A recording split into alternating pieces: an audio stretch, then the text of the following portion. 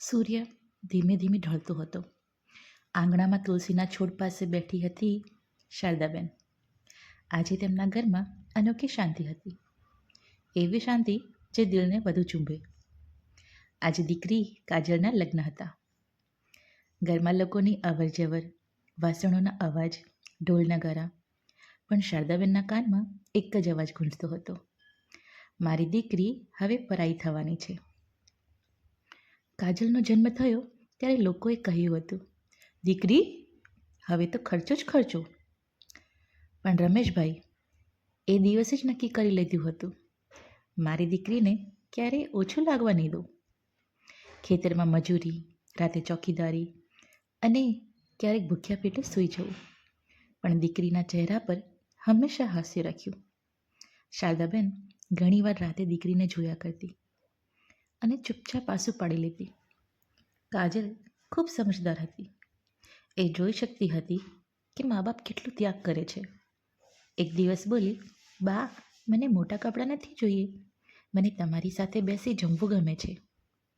શારદાબેન એ દિવસે દીકરીને ગળે લગાવીને રડી પડી. લગ્નનો દિવસ આવ્યો. લગ્નના દિવસે કાજલ લાલ સાડીમાં દેવદૂત જેવી લાગી રહી હતી. પણ શારદાબેનની આંખોમાં ખુશી સાથે ડર હતો. આજ પછી મારી દીકરી મારી સાથે નહીં રહે. જ્યારે વિદાયનો સમય આવ્યો, કાજલે માની ગોદમાં માથું મૂકી દીધું. બા, હું ક્યાંય નથી જઈ રહી, તમારું લોહી છું, તમારું જ રહીશ. દીકરી ગઈ. ઘર સૂનસાન બની ગયું. શારદાબેન રોજ કાજલના રૂમમાં જાય, તેના કપડાને સ્પર્શે અને ચૂપચાપ બેસી રહે.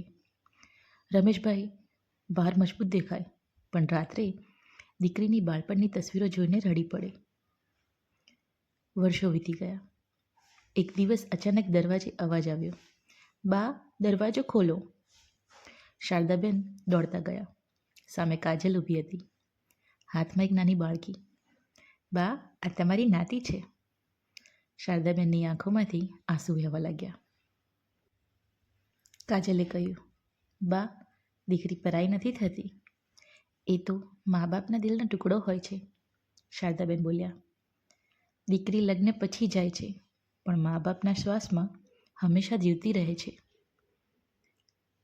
દીકરી બોજ નથી, દીકરી આશીર્વાદ છે. મા બાપનો ત્યાગ સમજજો જ્યારે સમય હોય ત્યારે. દીકરીને વિદાય આપવી સરળ નથી, પણ તેનું સુખ મા બાપની સૌથી મોટી કમાણી છે. વાર્તા ગમે તો આ ચેનલને લાઈક, શેર અને સબસ્ક્રાઈબ કરજો.